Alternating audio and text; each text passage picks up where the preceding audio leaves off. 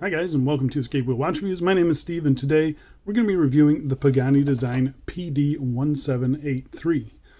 I was sent this watch for free. I don't have to send the watch back, but you guys know the deal by now. It's not going to sway my review one way or another. You're always going to get my honest opinion on this channel every single time. And if by the end of this review you do want to end up picking one of these up, I'll be leaving a link down in the video description that takes you right to the store that sent me the watch. That is an affiliate link. If you guys use that link, you're not going to pay any extra. It'll just earn a little bit of commission for the channel, which will help keep it running. So I really do appreciate the continued support. The watch retails for about $98 US. That's before any taxes or VAT or customs or anything like that. Obviously, Pagani participates in all the sales, so if you are patient, you can snag this with a pretty decent discount. The watch comes in 8 different colorways that you can see here. There's a mixture of dial textures, index styles, as well as case colors, so just take a real close look before you make any final decisions. The watch case is made of 316L stainless steel. It has a sapphire crystal, a screw-down crown, a screw-down case back, 100 meters of claimed water resistance, and the watch is powered by the Seiko NH36 automatic movement. So this is a newer release from Pagani Design, a brand that haven't really featured much on the channel as of late, but you know, they are still considered the value kings. You know, you're getting fantastic specifications for not a lot of money, but you do sacrifice on quality a little bit. So you got to, take that with a grain. There are some different watches that are very similar in style to this, but they're more expensive. But, if you're willing to sacrifice a few things here and there, these things are pretty dang hard to beat. So what are we sacrificing? I say we get right into it, and let's get into this full review. But before we do a quick wrist check today, wearing the Watch Dives WD50K, I believe, or 50FK. Review for this one will be coming very soon. It's one that I need to get done for you guys.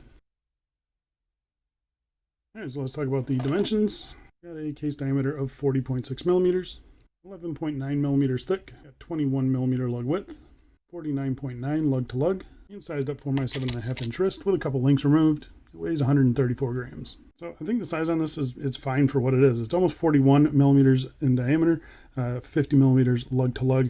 The bracelet does drape straight down, so it wears just like the size would suggest. Yeah, I mean, it's not horrible at all. There's not really much turn down to the lugs, and the thickness is actually in check, under 12 millimeters thick, which is nice. So yeah, overall, if you know what you're getting with this 41 millimeter size, it wears great, and it wears just like you would expect it to. So I'm going to go outside right now and throw it on my wrist for you. And here we are on my 7.5 inch wrist, and as you can see, I can definitely pull this off. 41 is about the max that I want to do, and especially on a kind of a dressy or blingy watch like this, I'd like to go a little bit smaller, but it is what it is. If you guys like the style, I think you're going to be fine with the size. It wears like a 41 by 50 watch. Pretty thin, as I mentioned earlier, pretty flat case as well, but you can see it all looks really good. The polishing just kind of sparkles underneath this tree here. The AR coating, if there is some or if there isn't some, I don't know, but legibility doesn't really seem to be an issue, and you can see kind of these shadows kind of playing with the light on the dial. I think it looks really, really good, and a little bit of sunburst there, but we'll get it out in some direct sunlight here right now. So here it is, and you can definitely see a very strong sunburst dial there. Looks fantastic. Yeah, I do really like the color on this dial. I think it's very pretty, and depending on the lighting situation, it can really, really sparkle. It looks it looks excellent. You can see decent fitment on the bracelet as well. But yeah, that's it. I don't want to have to take the bracelet off of this thing. It's 21 millimeter lug width. I don't have any 21 millimeter straps, so this is all we get. And I do think it looks the best on this strap. So yeah, this is probably what you're gonna have to deal with. All right, let's go back inside. Let's get back to this review. All right, so let's talk about the case finishing on this thing. So the case is a fully polished case, as you can see here. There's no brushing on it that I can see. The bezel, getting up real close, you can see the bezel looks a little bit soft, when you compare it to Sugas, and definitely when you compare it to a Chronos or something like that. That's one place where they skimp out. It's not bad though. It definitely plays with the light nicely, as you can see here. So yeah, it doesn't look horrible, but when you do compare it to some other ones, those ones definitely look nicer. But the case itself, again, fully polished there. You can see the polishing is actually pretty smooth. I got no major complaints with it, especially at the price point. They did a pretty good job. There's no waviness. There's no odd finishings that I was able to see. So Yeah, overall pretty happy with the case finishing on this. You do have a signed screw down crown here, pretty good size as well. It's a little slippery, but really not that bad. And I think it flows with the case size and all that stuff. So yeah, it is a fingerprint magnet, so I'm trying not to touch the case. As far as sharp corners and sharp edges, the inside of the lugs here, which you never feel unless you have it on a strap, which I never have, those are a little bit sharp. But other than that, it's done pretty nice. This bottom edge is nicely rounded off too. So yeah, pretty happy with the case finishing on this thing. It's actually pretty decent. Flipping it to the case back here, you can see we do have a display case back. I'm assuming that's mineral. I'll post up whether it's mineral or sapphire here. A simple spec sheet around the outside, simple notches there to get a tool into if you ever need to get to the NH36. It's not a pretty movement, but it's kind of cool that you can see it back there. And again, everything back here is nice and smooth, so comfort-wise, it's actually pretty decent. So in general, the case on this thing is pretty good, about what I expected for a Pagani Design. I wish they could somehow sharpen up the bezel just a little bit. It would play with the light a lot nicer, but I understand why they didn't. It's a cost-cutting measure, and it doesn't really look that bad. All right, so let's talk about the crystal. First things first, we'll test it for sapphire. You can see it is positive for sapphire, and the Cyclops is also sapphire. So it's nice that we have a sapphire crystal and a sapphire Cyclops. So we do have a mineral crystal on the back. I tested that off camera, but you can see there, just a dead flat piece of sapphire crystal. It sticks up ever so slightly above the bezel. A little chamfer around the outside to give it some decoration. Pagani's been putting AR coating on this thing. I'm not really sure. I'm seeing it. I'm not really sure the watch needs it, at least in this colorway. I think the crystal on it's fine. I think the magnification on the Cyclops is also fine. It's nicely centered in there as well, so no real complaints with it. I mean, that Cyclops magnification is probably 2.5x is what you would want. So yeah, overall pretty happy with the crystal on this thing. All right, let's get close. We'll talk about the dial on this thing. So on this version here, you obviously have the ice blue, a very nice sunburst dial. I think it looks fantastic. It looks really, really good. I like the grain and the kind of texture of that sunburst. I think it looks really good. You have a printed railroad minute track around the outside. The dial looks to be nicely centered in there as well. You have applied indices at all the hour markers except 12 and 3 o'clock. Pretty nicely done though. I see no major issues with them. They're all applied fairly straight. They do look pretty good even under macro, as you can see there. So yeah, there's not a whole lot to complain about. You have simple branding there at the 12 o'clock with the Pagani Design and the Pagani shield there, which is applied, which is nice to see. And then automatic 100 meters down there at the 6 o'clock. The handset that they chose, pretty traditional style handset. It is faceted, as you can see on the minute hand there. So they play with the light pretty nicely. There's no lume on the dial or anything like that. The second hand on this model, it is blue, and you can definitely tell that it's just a painted blue hand. It doesn't really pop like a heated blue hand. So yeah, I'm not really sure why they did that. I mean, I know why they did that because the original is like that, but yeah, a simple silver hand would have been just as good, I think. But I like the fact that the date here is nicely centered, and you do have a red Sunday, which is nice, which is cool. All the other days, they are just a black text.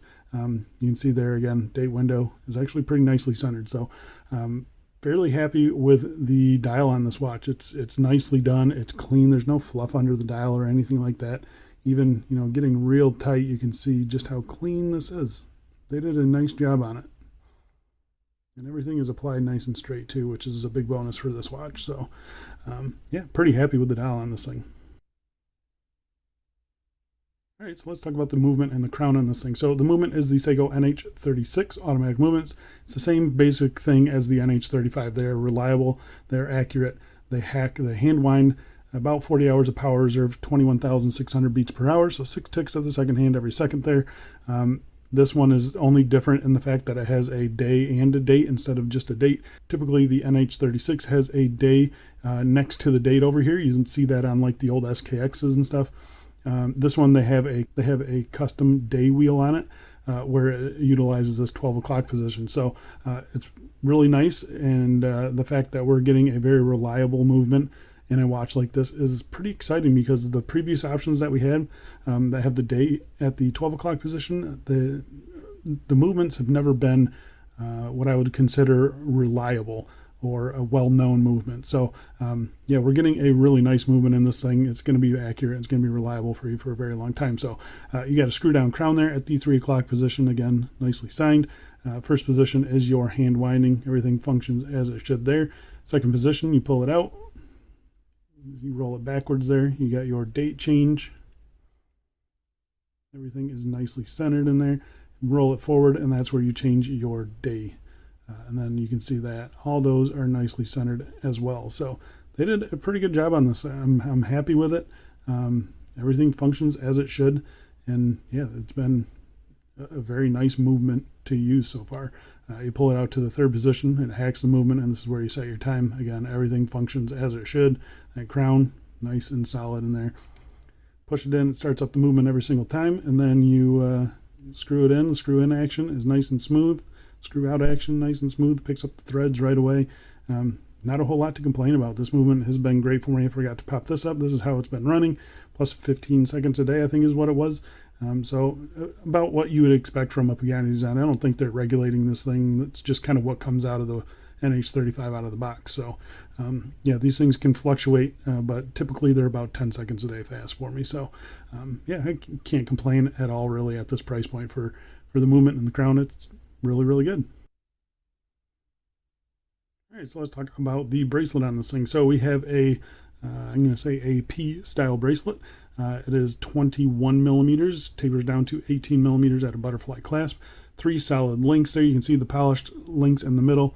They've got some roughness to them, as you can see there. It's just not very pretty, but it's not really something you notice when it's on wrist. But, you know, pixel peeping like this, you can definitely see this is one place where they skimp out. It's a place where a lot of companies skimp out, is the polishing on that middle link. So yeah, it's not really a surprise there. The outer links are brushed. The brushing is very, very muddled, I'm going to say. It's not well defined at all. It just kind of almost looks like a bead blasting, or just a very satinized brushing. It doesn't look great. Here's the end links. The end links are interesting. They have the appearance of you know, being 2 different pieces, but they're just one piece milled out of a single solid link. I'll give them that. It is a solid link there, and it is a female pivot end link, so it just drapes straight down. So it's not a huge deal. The end links, they fit in there, and they're nice and tight. It doesn't stick out or anything like that. It's not unsightly. So yeah, I think they did a pretty decent job on the end links, obviously cutting corners using one single piece instead of 2, but really not a big deal. The tolerances on the bracelet, about what I expected for a watch like this. These ones are meant to jangle a little bit more than you know, a typical 3-link bracelet. So yeah, it's really not that bad actually. There's a little bit, I'd say a little too much in the tolerances up here, but for the most part, it just adds to the comfort on this one. This bottom edge of the bracelet, it is a little bit sharp. That's one of my complaints with it. You have polished on the sides there, and you do have screw pins for adjusting. I removed 2, I believe, 2 or 3 links for my 7.5 inch wrist. Working our way to the clasp, it's a butterfly clasp, and it's not a good clasp at all. It's one of those clasps where you can close it either way. However, I am having trouble every single time I try and close this thing. It's really, really hard and really stiff to close this thing. So it's just something that I notice constantly on this watch. Every time I go to put it on, it's really tough. The clasp itself, it's got some sharp edges on it too, so it's just not a very comfortable situation. They don't provide you with half links. There's no micro adjustment or anything like that, so you're kind of at God's will as far as the sizing goes. You know, I'm usually lucky and I get a pretty decent fit, or a good enough fit on these things, but yeah, for other people it's not going to be the case. So yeah, the sizing on the bracelet is going to be an issue for some people, I think. But as far as the bracelet itself goes, it's really not that bad. I was expecting it to be pretty bad, but you know, I think anything that Pagani puts out that's not a typical 3-link O or oyster style bracelet, they're actually pretty decent. So, and this one's really no exception. It's decent. It's a little bit sharp on this bottom edge here, and then the clasp is just terrible. And I'm not the only one that has that problem with this clasp. So it seems to be a common issue with it. So it's just something that you're going to have to live with. And the fact that it is 21 millimeter lug width, kind of a bummer. I know 21 millimeter straps are more common now, but I would still like to have 20 millimeter or 22. But I mean, it is what it is. So yeah, the bracelet's not horrible, but definitely not great either. All right, so there you go, guys. That is the Pagani Design PD1783. I think this is going to be a pretty good value.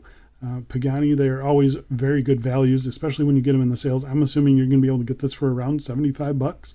And for 75 bucks, you're getting a reliable movement, a nice dial, a decent bracelet, pretty good case though, and you know, pretty darn good looks. The execution on this one has been pretty darn good. I think the bracelet is really what lets it down. Bracelet is usually what lets down Pagani watches. So yeah, it's just something to consider. Maybe throw this on a strap. But I do think the bracelet will be serviceable as long as you can get a good fit on it. And you just go in knowing that that clasp is going to stick here and there. So I think that's about it for me, though. Thanks a lot for watching, guys, and I'll see you in the next one. See ya.